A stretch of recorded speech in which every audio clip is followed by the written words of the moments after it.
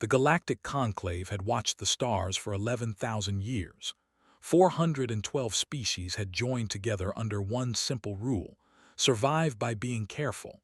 They had seen younger races rise and fall. They had recorded their wars and learned that fighting was the fastest way to die. They believed they were wise. Oran was a species known for patience and long memory. His people lived for thousands of years, and they had learned to watch, to wait, and to never act without thinking. He had served the conclave for 600 years, and in that time he had observed 17 different species. He thought he understood how civilizations worked. Then the conclave found humanity. They were living on a small blue planet in the outer spiral arm of the galaxy. Their ships were slow and clumsy. Their weapons were weak. Their bodies were fragile, and they died so quickly that Oran felt sorry for them. A human life lasted less than 100 years. To a high, that was like watching a candle burn down in a single breath. The conclave voted to watch but not to speak to them. Let them grow up, they said. Let them learn peace the way we did. Do not disturb them. Do not help them. Just watch. Oran was sent to an observation station above a human colony called New Haven. It was a small world, green and blue, with 3 million humans living in cities and farms. He was told to study them and report what he learned. He watched them for 30 of their years. In that time, he saw things that confused him. Humans fought each other constantly. They argued about everything. They formed groups and then broke apart. They built walls between their cities and then tore them down. They seemed unable to agree on anything. But then something strange would happen. A storm would destroy a city, and humans from everywhere would come to help. A disease would spread, and they would work together to stop it.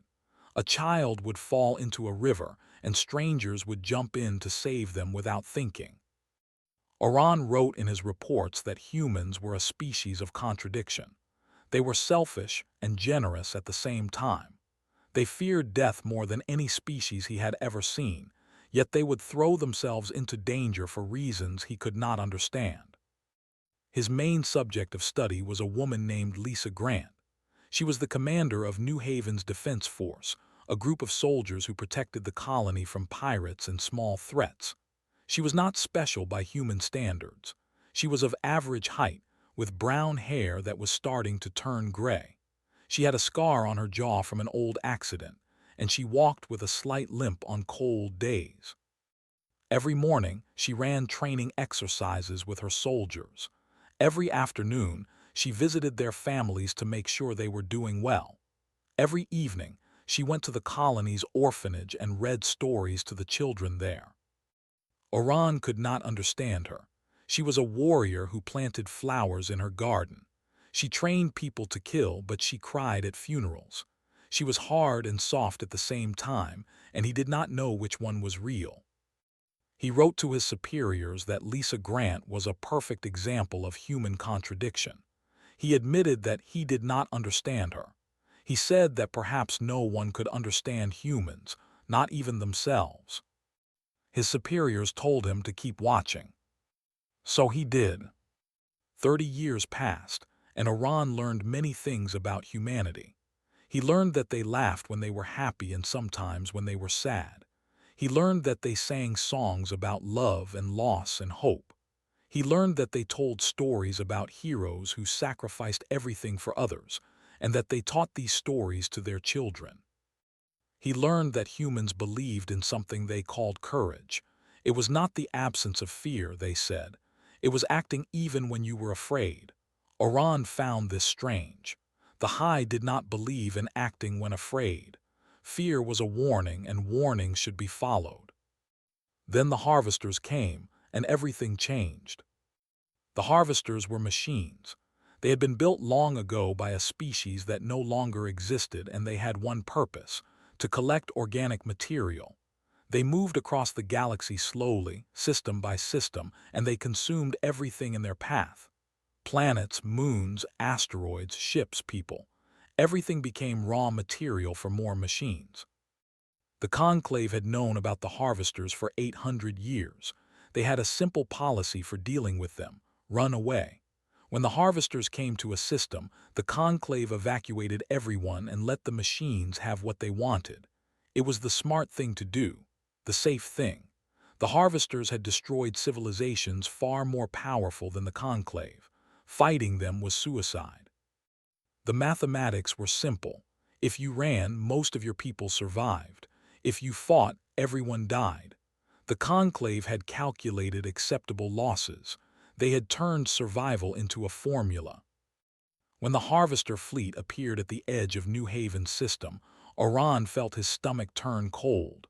3,247 ships spreading across the darkness like a cloud of metal insects. They moved slowly, but they never stopped. They never retreated. They never negotiated. The conclave sent evacuation ships immediately. They had done this many times before. The formula was clear: save as many as possible, leave the rest, do not fight. Iran watched the evacuation begin. 12,000 civilians were loaded onto transport ships. Children cried. Parents held them close. Old people looked back at their homes one last time, knowing they would never see them again. But something was different this time. Commander Lisa Grant did not board an evacuation ship. Neither did her soldiers. Neither did any of the military personnel on the station. Oran checked his sensors. 217 humans had chosen to stay behind. They were preparing their weapons, running diagnostics on their ships, saying goodbye to their families through video screens. He did not understand. The harvesters could not be stopped. Every species that had tried to fight them had been destroyed. The mathematics were absolute. Staying was death. He requested permission to make contact with the humans. His superiors his request. He made contact anyway. He found Lisa Grant standing on the observation deck of her station, watching the harvester fleet approach. She did not turn when he appeared beside her. She just kept staring at the darkness full of metal and death. "You are making a mistake," Oran said. "The conclave has calculated a 73% survival rate for the evacuation. If you stay, you will die." Lisa Grant finally turned to look at him. Her eyes were gray like storm clouds, and there was something in them that he had never seen before. It was not fear. It was not anger. It was something else, something he could not name. "The evacuation ships are slow," she said. "The harvesters are faster. If someone does not slow them down, they will catch the convoy before it reaches safety. The conclave has calculated acceptable losses." "Acceptable," she laughed, but there was no humor in it. "You know what the difference is between your conclave and us. You calculate acceptable losses. We do not accept them." Oran stared at her. He had watched humans for 30 years, and he thought he understood them. But standing there, looking into Lisa Grant's gray eyes, he realized he did not understand them at all. The harvesters were coming. The mathematics were absolute, and 217 humans had chosen to stand in their way. Oran did not know it yet, but he was about to learn why the stars would one day shudder at the name of humanity. Oran stood beside Lisa Grant on the observation deck and watched the harvester fleet grow larger. The machines moved like a wave of darkness, blocking out the stars one by one. In a few hours, they would reach New Haven. In a few hours, everything on that small green planet would be turned into raw material. "You cannot win," Oran said. "I have studied the harvesters for centuries. They have destroyed species far more advanced than humanity. Your ships are small. Your weapons are weak. You do not have the numbers or the technology to stop them." Lisa Grant nodded slowly. "I know." "Then why are you staying?" She was quiet for a long moment. When she spoke, her voice was soft but steady. "The evacuation convoy needs 4 hours to reach the relay point. 4 hours and 12,000 people will be safe. Our families, our children, our friends." She turned to look at him. "Someone has to give them those 4 hours. You will die." "Yes. All of you will die."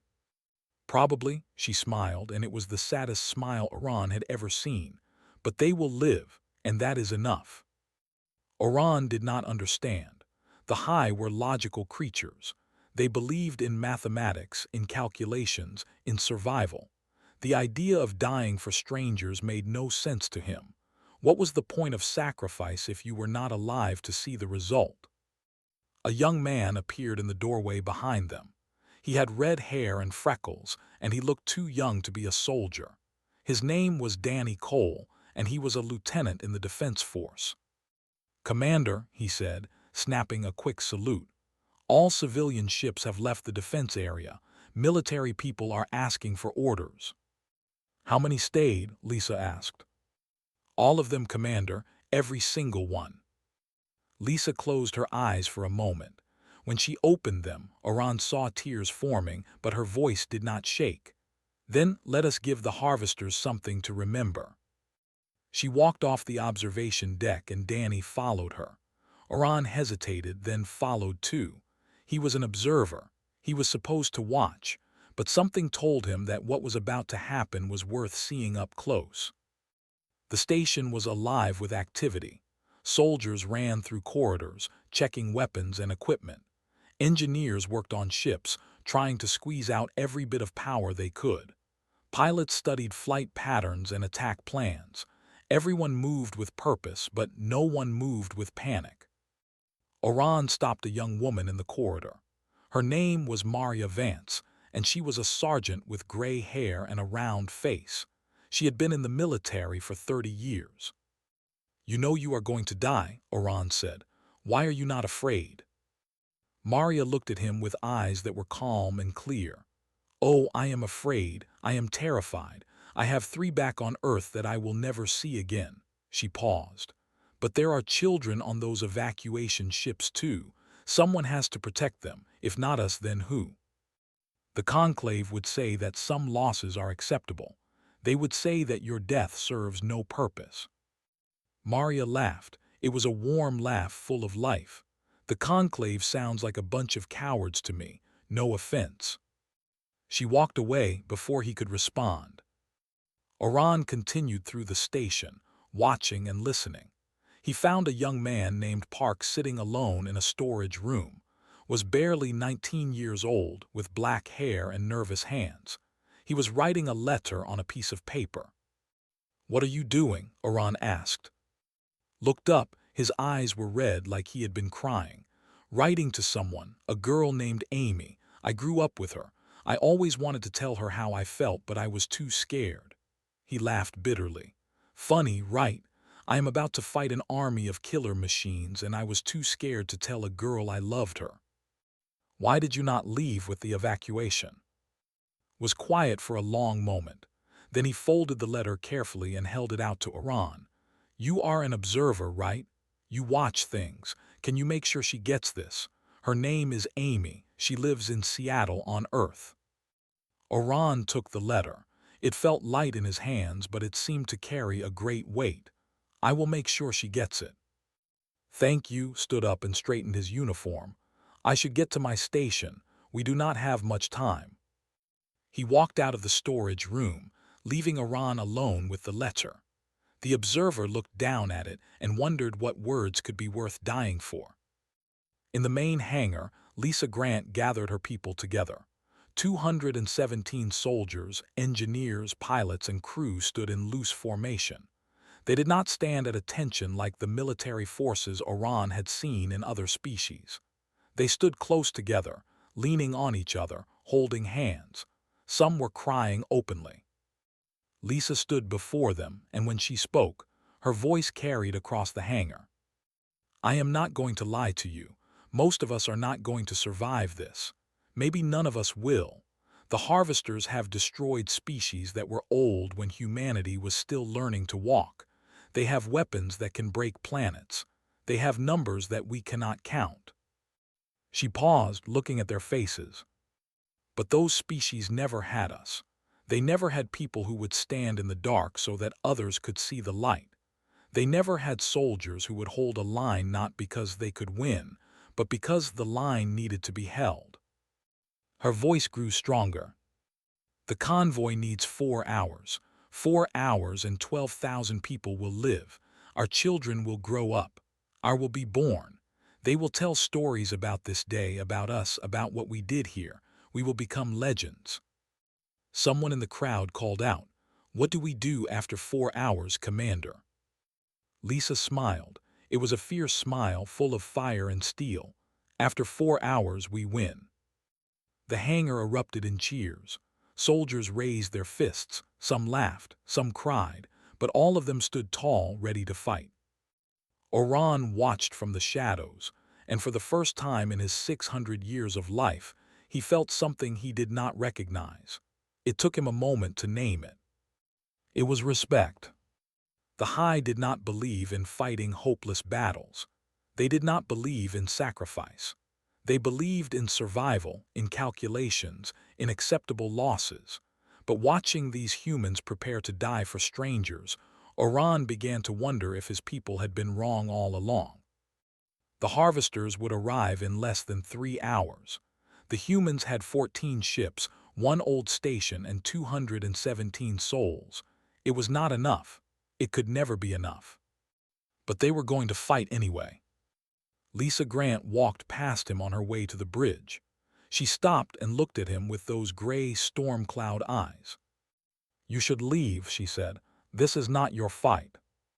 "I am an observer," Oran replied. "I am supposed to watch." "Then watch." She smiled again, and this time it was almost gentle. "Watch us show the galaxy what humans are made of." She walked away, and Oran followed her to the bridge. He had spent 30 years watching humanity from a distance. Now he was going to watch them up close, as they drew a line in the stars and dared the darkness to cross it. He did not know yet what he was about to see. He did not know that this battle would change the galaxy forever. He only knew that something important was happening, and he needed to be there to see it.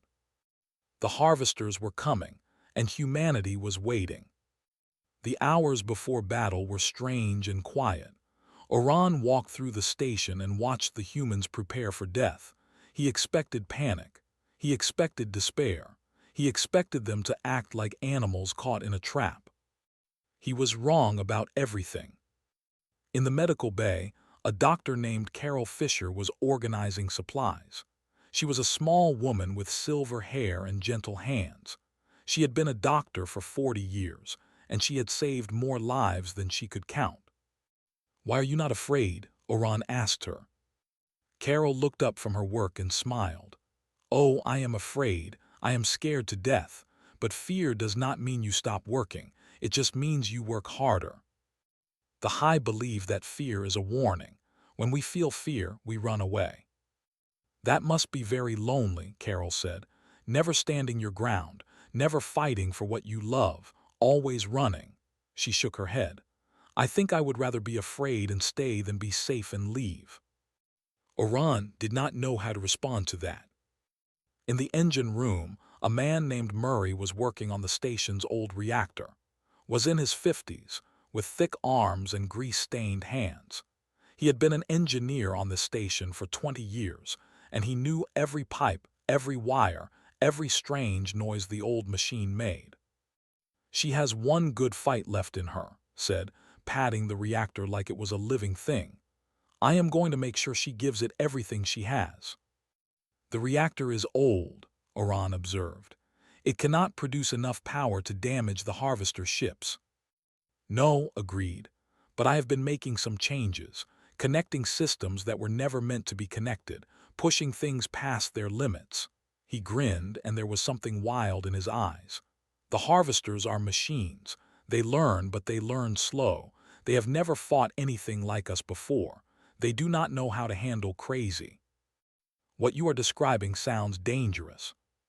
"It is very dangerous. The whole station might explode," laughed. "But we are all going to die anyway, so why not go out with a bang?" Oran left the engine room feeling confused and a little disturbed. In the pilot-ready room, a woman named Amy was checking her flight suit. She was young, maybe 30, with short hair and sharp blue eyes. She had been a pilot for 8 years, and she was one of the best in the fleet. My ship is damaged, she told Iran. The hull is cracked in 3 places. The weapons are running at half power. The shields are almost gone. She zipped up her suit and smiled. It is going to be the flight of my life. You sound happy about this. Happy, no, but there is something pure about this moment. No politics, no complicated decisions, just us and them. Protect the convoy or die trying. She picked up her helmet. There is a freedom in that, you know, when everything else is stripped away and all you have left is the fight. Oran watched her walk toward the hangar bay, and he wondered if humans were brave or simply insane. Perhaps there was no difference. He found Park at his weapons station in the lower deck. The young man was checking his console, running test after test, making sure everything was working perfectly. His hands were shaking slightly. "Are you ready?" Oran asked. Shook his head. "No, I do not think anyone is ever ready for something like this, but ready or not, here it comes." He looked up at the observer. "Can I ask you something?" "Of course." "In all your years of watching species fight the harvesters, did any of them ever win? Even once?" Oran was silent for a long moment. "No, not once. Every species that fought the harvesters was destroyed." Nodded slowly. "I thought so." He turned back to his console. "Well, there is a first time for everything. You cannot possibly believe you can win." "I do not believe we can win," said. "I believe we can hurt them. I believe we can make them bleed. And I believe that even if we all die today, we will buy enough time for the convoy to escape." He smiled, and it was a young smile, full of hope that had no right to exist. "That is winning in my book." Oran wanted to argue with him. He wanted to explain that the mathematics were absolute, that hope was just a feeling, that their sacrifice would be forgotten in 1,000 years. But looking at its face, he could not make himself say the words. On the bridge, Lisa Grant was giving final orders. Her officers stood around her, listening carefully, nodding at her commands. She spoke quietly, calmly, like she was planning a training exercise instead of a suicide mission. "The frigates will form the first line," she said. "Hit them hard and fast, then pull back. Make them chase you. Every minute they spend chasing you is a minute they are not chasing the convoy." "What about the corvettes?" someone asked. "The corvettes will target their propulsion systems. We cannot destroy their big ships, but we can slow them down, cripple them, make them drag behind." "And the station?" Lisa smiled grimly. "The station will be our last line. We will hold here as long as we can. When they break through, we'll give them a surprise." Everyone knew what that meant. The reactor, the explosion, the end. "Any questions?" Lisa asked. No one spoke. "Good, get to your stations, and everyone." She paused, looking at each of them in turn. "It has been an honor serving with you." One by one, the officers left the bridge. Some shook her hand. Some hugged her. One young woman broke down crying, and Lisa held her for a moment, whispering something Oran could not hear. When the bridge was empty except for Lisa and the observer, she sat down in her command chair and stared at the harvester fleet was visible now, a wall of metal stretching across the stars. "You should really leave," she said without looking at him. "There is no reason for you to die here." "I told you, I am an observer." "And what have you observed?" Oran thought about the question carefully. "I have observed fear. Everyone on this station is afraid. But I have also observed something else. Something I do not have a word for in my language." Lisa turned to look at him. "What is it?" "Your people are afraid to die, but they are more afraid of living while others die in their place. They are more afraid of running than of standing still. They are more afraid of being safe than of being brave." He shook his head slowly. "I do not understand it, but I think it is the most beautiful thing I have ever seen." Lisa's eyes filled with tears, but she smiled. "That is the most alien thing anyone has ever said to me, and the most human." An alarm sounded across the station. The harvesters were entering weapons range.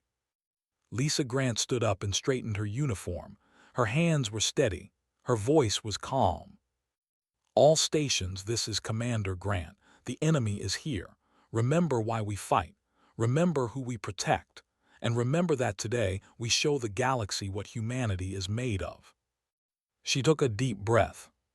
"All ships engage." Oran watched as the human fleet surged forward to meet the darkness. 14 small ships against 3,000 giants. It was not a battle. It was a miracle waiting to happen. And he was there to see it.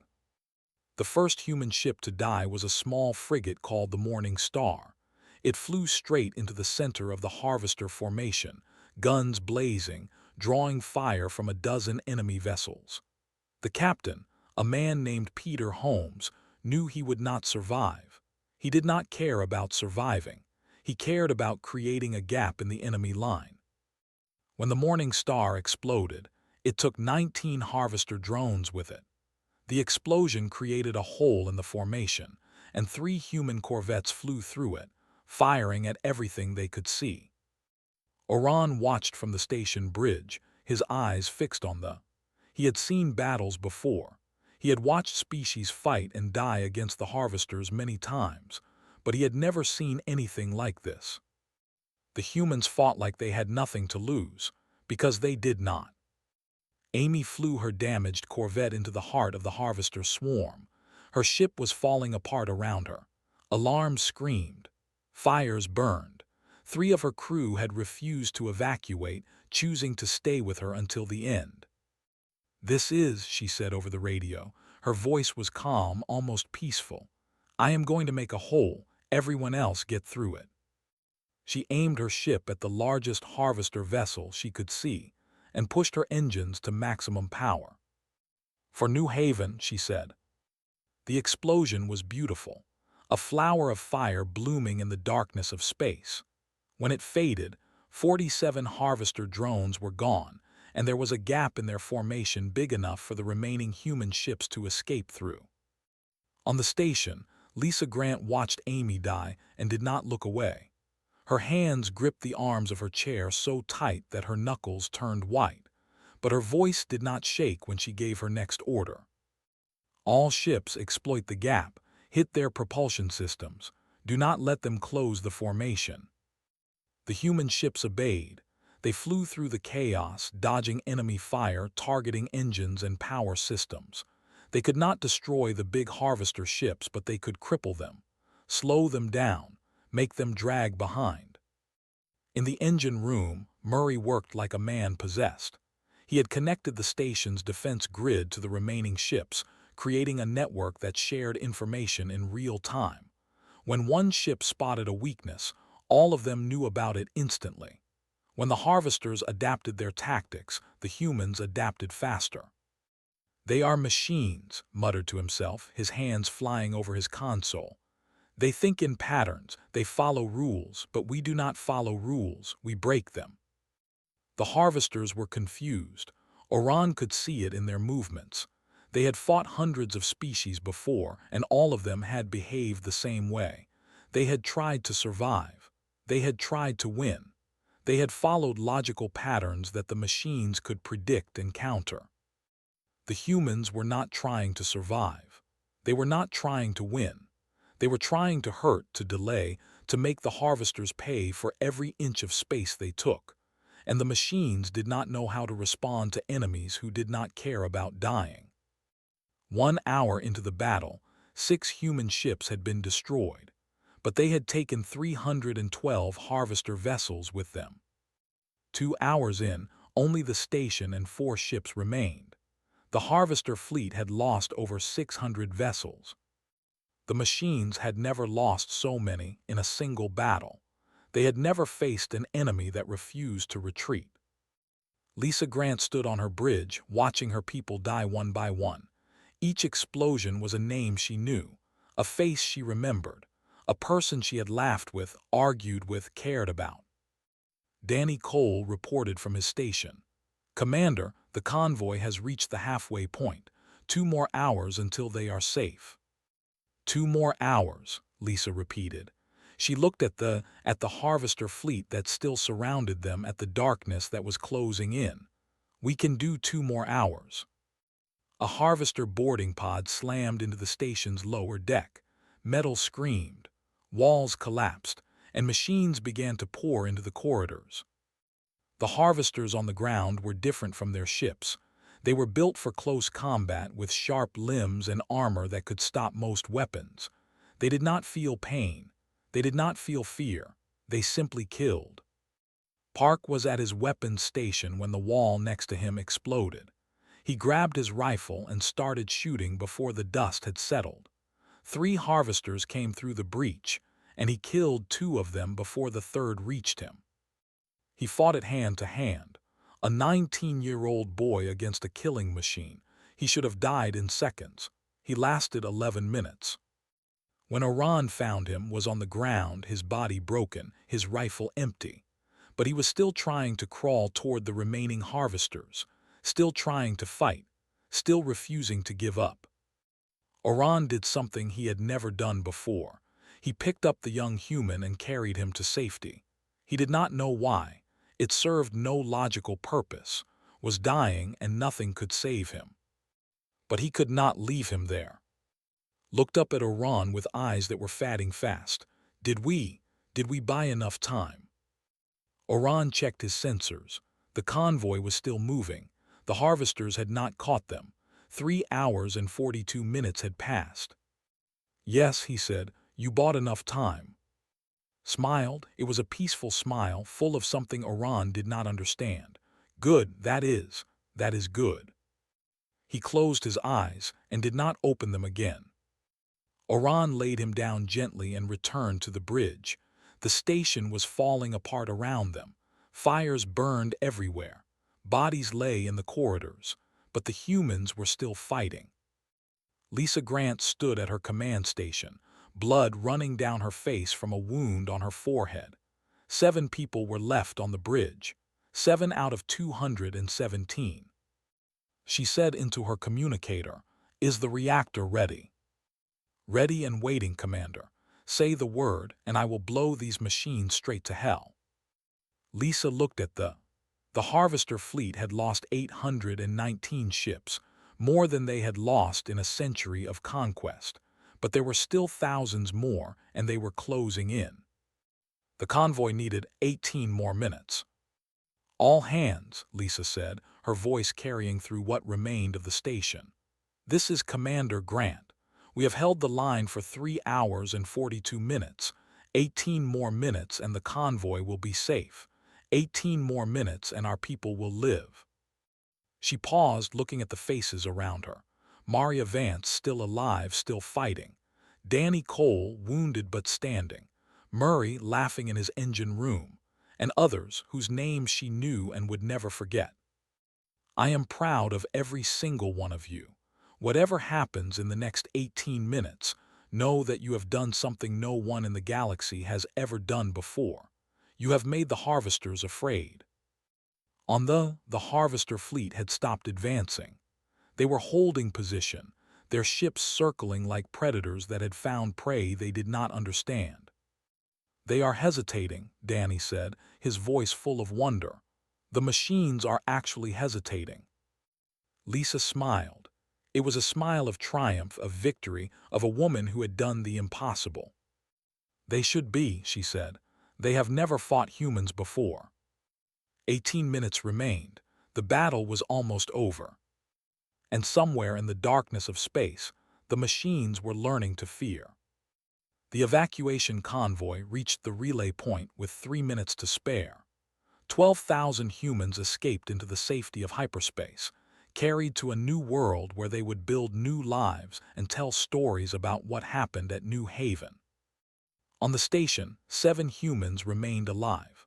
Lisa Grant, Murray, Maria Vance, Danny Cole, and 3 others whose bodies were broken but whose spirits refused to die. They stood on a ruined bridge, surrounded by fire and death, and they watched the Harvester fleet. 2,428 enemy ships remained, damaged but functional, capable of destroying the station in seconds, ready to finish what they had started. The machines surrounded the humans, their weapons powered up, their targeting systems locked on, Everything was ready for the final blow. And then they stopped. Oran watched the harvester fleet with growing confusion. He had studied these machines for centuries. He knew their patterns, their tactics, their endless hunger. He had never seen them hesitate. He had never seen them pause. But they were pausing now. Lisa Grant stared at her body exhausted, her mind struggling to understand what she was seeing. What are they doing? I do not know, Oran admitted. This has never happened before. The harvesters held their position for 17 long minutes. 17 minutes of silence, of waiting, of machines calculating something they had never calculated before. Then slowly the fleet began to move, not forward, not toward the station. They were pulling back. They are retreating, Danny whispered. His voice was full of disbelief. The harvesters are retreating. Lisa shook her head. That is impossible. The harvesters never retreat. But they did not lie. One by one, the harvester ships were turning away. They were leaving the system. They were running. Oran later reviewed the harvester communication logs 1,000 times. He analyzed every signal, every data packet, every calculation the machines had made during that battle. It took him years to understand what had happened. The harvesters were machines. They learned from every battle. They adapted their tactics based on what they encountered, and in that battle above New Haven, they had learned something new. They had learned what humanity was. Not a species to be harvested, not a resource to be consumed, not prey to be hunted, something else entirely, something their logic could not understand. The harvesters calculated everything in terms of cost and benefit. They attacked because the benefit of raw materials outweighed the cost of battle. They had never met a species that could change that calculation. But the humans had changed it. They had made the cost of victory too high. They had shown the machines that fighting humanity meant paying a price that no amount of raw materials could justify. For the first time in their existence, the harvesters calculated a new variable, the cost of fighting an enemy that would not stop, an enemy that would spend their last breath, their last drop of blood, their last spark of life to hurt you, an enemy that did not care about survival. And the machines decided it was not worth it. Lisa Grant stood on her ruined bridge, surrounded by the bodies of her friends, and watched the harvester fleet disappear into the darkness of space. They are afraid, she said softly. The machines are actually afraid. Oran looked at her with new eyes. He had watched humans for 30 years and he thought he understood them, but he had not understood anything, not until now. You taught them something, he said. You taught them what fear feels like. Lisa laughed. It was a tired laugh, full of pain and grief and something that might have been joy. We taught them what humanity feels like. Fear is just part of the package. In the months that followed, Oran returned to the Galactic Conclave and delivered his report. He told them everything he had witnessed. The courage, the sacrifice, the impossible decision to stand against extinction for the sake of strangers. The Conclave did not believe him at first. How could they? Their entire civilization was built on the idea that survival required caution, that the wise species was the one that knew when to retreat. The idea that a young, primitive species could defeat the harvesters by refusing to run seemed impossible. But the evidence was undeniable. The harvesters did not stop at New Haven. They continued their retreat, system after system, year after year. They were fleeing toward the edge of the galaxy, away from the spiral arm where humanity made its home. For the first time in 800 years, the harvesters were running. And they were running from humans. The Conclave changed after that. They stopped talking about humanity as a young species that needed time to grow up. They started talking about them as something else entirely. The species that broke the harvesters. The species that taught the stars to shudder. Oran lived for many more centuries after the Battle of New Haven. He watched humanity spread across the galaxy, building colonies, making alliances, facing new threats and new enemies. And every time, they did what they had done at New Haven. They stood in the dark so others could see the light. He kept Park's letter.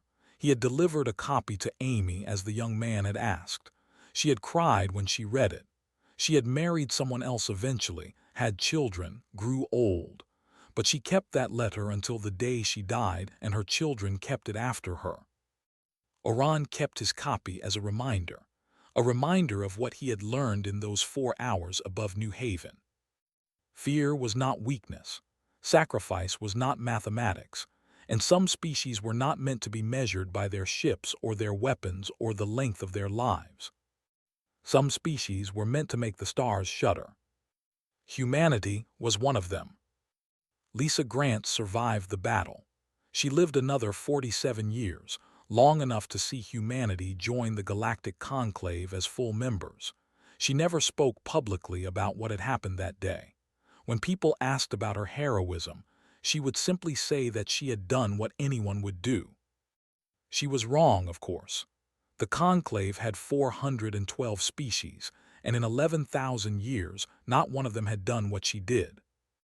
But that was the thing about humans. They did not see themselves as remarkable. They did not understand why the galaxy spoke their name with awe and fear. Perhaps that was why the stars shuddered most of all. On the last day of his life, Oran looked up at the night sky and thought about the young species he had watched for so long. He thought about Lisa Grant and Park and all the others who had stood against the darkness. He thought about what they had taught him, about courage and sacrifice and the strange, beautiful madness of humanity. And he smiled. The High were a species of patience and long memory. They had watched the galaxy for thousands of years. They had seen empires rise and fall. They had learned that survival required caution. But the humans had taught him something different. They had taught him that some things were worth more than survival. Some things were worth dying for. And some species, against all logic and mathematics and wisdom, were meant to change the galaxy forever. He had watched humanity march into battle. And now, at the end of his long life, he finally understood why the stars shuddered before them. Not because of their weapons, not because of their ships, not because of their technology. Because they were human. And that was enough.